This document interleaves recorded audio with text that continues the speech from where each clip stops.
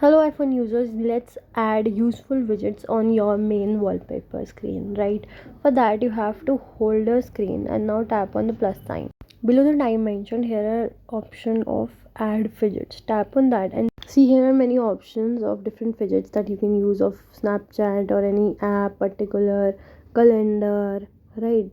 You just have to track that thing in there are two forms. One is in this rectangle and another is circle, right? So you can select anyone and you can select up to four right away. And see, I have used different ones, and that's how we do it, right?